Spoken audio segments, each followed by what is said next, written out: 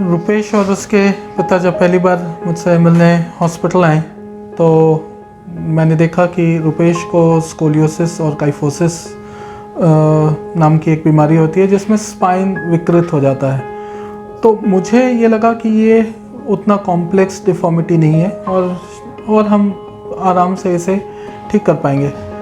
उनकी एमआरआई और सीटी के बाद हमें पता चला कि ये डिफॉर्मिटीज़ काफ़ी लेवल्स पे है और रुपेश की करीब 7 हड्डियां खराब हुई हैं स्पाइन की, और उसके चलते स्पाइन में करीब 100 डिग्रीज़ का एक डिफॉर्मिटी है। आप उसके सीटी के फिल्म को देखेंगे तो आपको समझ में आएगा कि ये जो छोटी छोटी हड्डियां हैं ये हेमीवर्टिब्रा है, ये दोनों हड्डियां आपस में जुड़ी हुई हैं, और यहाँ पे फिर एक हेमीवर्टिब्रा है जो आधी बनी हुई वर्टिब्रा जिसे हम बोलते हैं, और वैसे ही टोटल 7 हड्डियां हैं जो विकृत हैं। तो आप उसके पीठ को अगर देखें तो ये एक बड़ा सा हम्प है जो कि काफ़ी ऊंचा है, और इसके चलते रुपेश सामने झुक के चलता था पहले, और उसे अपने बाकी काम में भी काफ़ी गर्दन में दर्द और पीठ में दर्द रहती थी। इस केस में सबसे बड़ी चैलेंज ये होती है कि पेशेंट्स को पता नहीं चलता है कि इवेंचुअली लॉन्ग टर्म में जैसे जैसे ये डिफॉर्मिटी बढ़ती जाएगी तो एक बहुत हाई चांस ऑफ पैरालिसिस होती है, और ये पैरालिसिस जिस पॉइंट पे आता है पेशेंट की ज़िंदगी में उस समय तक वो इनऑपरेबल हो चुके होते हैं। उनकी सर्जरी उस समय ज़्यादातर इम्पॉसिबल रहती है। मैं खुश था कि रुपेश सही समय पे मेरे पास पहुँचे, और कुछ मुश्किलें थी इस सर्जरी में जिसके बारे में मैं अभी आपको बताऊंगा। तो इनके पेरेंट्स ने और फैमिली मेम्बर्स ने सब ने काफ़ी विश्वास दिखाया हमारे ऊपर, और वो मुझे बताए भी कि उन्होंने काफ़ी डॉक्टर्स से पहले मिला है और सब ने उन्हें सर्जरी नहीं करने की सलाह दी क्योंकि इसमें बहुत हाई चांसेस है। वो साउथ के 2 बड़े हॉस्पिटल्स में भी गए जहाँ पे उन्हें सर्जरी के बारे में बताया तो गया, पर उन्होंने ऑलमोस्ट 50% चांस उन्हें बताया कि पैरालिसिस की हो सकती है। सो हमारे सामने काफ़ी जटिलताएं थी, काफ़ी समस्याएं थी, काफ़ी कॉम्प्लेक्सिटीज़ थी, और सबसे पहला जो समस्या था वो था कि ये काफ़ी लंबी चलने वाली सर्जरी होने वाली थी।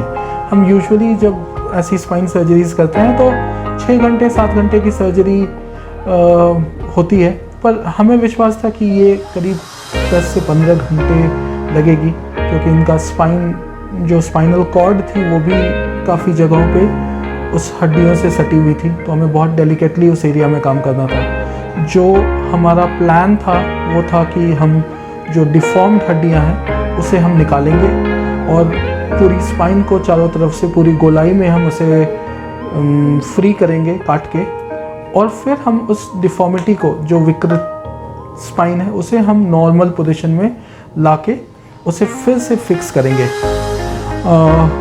तो इस सिचुएशन में जो सबसे बड़ा रिस्क होता है वो होता है पैरालिसिस का रिस्क, कि आप जब उस स्पाइनल कॉर्ड के आसपास काम करते हैं और उसे हैंडल करते हैं, उसे खींच के दूसरे पोजीशन में ले जाते हैं, तो उसमें एक पैरालिसिस का भय हमेशा रहता है। तो उसे ओवरकम करने के लिए जो रुपेश के केस में हमने यूज़ किया और हम कॉमनली यूज़ भी करते हैं, इसे हम बोलते हैं इंट्रा ऑपरेटिव न्यूरो मॉनिटरिंग। सो इसमें क्या किया जाता है कि हम पेशेंट को जब बेहोश करते हैं तो उसके ब्रेन को एक्टिव छोड़ दिया जाता है कि ब्रेन की अलर्टनेस रहे पर बॉडी पैरालाइज्ड रहे, और हम उसके बाद इलेक्ट्रिकल सिग्नल से ब्रेन को स्टिमुलेट करते हैं।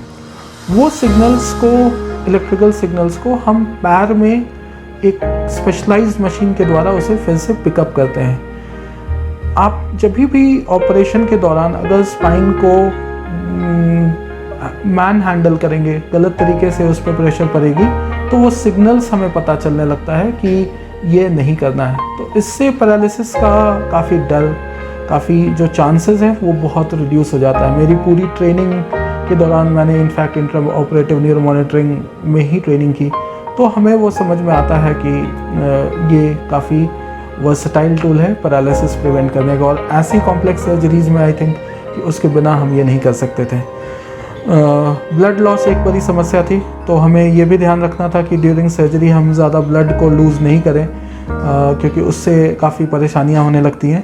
तो हम एक इंस्ट्रूमेंट होती है जिसे हम अल्ट्रासोनिक स्कैल्पेल बोलते हैं, जिससे जब हम बोन को काटते हैं तो उससे एक तो वो रिस्की नहीं होता है, वो बहुत फाइन मूवमेंट से बोन को कट करता है और उससे स्पाइन को डैमेज होने का कोई रिस्क नहीं रहता है। प्लस ये साथ में क्या करता है कि ब्लीडिंग को बिल्कुल नहीं होने देता है। वो कट हो जाती है बोन, लेकिन उससे कोई रिसाव नहीं होता है। इसके अलावा हमने प्लाज्मा कोगुलेशन सिस्टम की एक मशीन है, जिससे हम बहुत फाइन नसों को कोगुलेट करते हैं और उससे ब्लीडिंग का चांसेस बहुत कम हो जाता है। एनेस्थीसिया मुझे लगता है कि सबसे कॉम्प्लेक्स पार्ट था इस पूरी सर्जरी की, जिसमें बहुत डेलिकेट बैलेंस में पेशेंट को रखना था पूरी सर्जरी के दौरान, न्यूरो मॉनिटरिंग की रिक्वायरमेंट के चलते। तो उन्होंने बहुत अच्छा रोल प्ले किया। आप इनफैक्ट देखेंगे कि सर्जरी के बाद, इस ऑलमोस्ट 10.5 घंटे चलने वाली सर्जरी के बाद रुपेश का स्पाइन बिल्कुल सीधा हो गया है। आप देखेंगे कि जैसे ये जो डिफॉर्मिटी थी, ये जो 90 डिग्री का बेंड था, ये बिल्कुल सीधा हो गया है। मैं काफ़ी होपफुल हूँ कि रुपेश अब नॉर्मल ज़िंदगी बिता सकेंगे। इन्हें देखने वाले कभी भी ये नहीं गेस कर पाएंगे कि इनकी इतनी बड़ी स्पाइन सर्जरी हुई है और रुपेश एक नॉर्मल बच्चे की तरह अपनी ज़िंदगी बिता पाएंगे। अभी रिकवरी में उसे कुछ 6 से 8 हफ्ते अभी और लगेंगी, पर मैं बिल्कुल कॉन्फिडेंट हूँ कि वो नॉर्मल हो जाएंगे बिल्कुल। और मैं काफ़ी खुश हूँ रुपेश के लिए, उसकी फैमिली के लिए, क्योंकि उन्होंने भी बहुत हिम्मत दिखाई।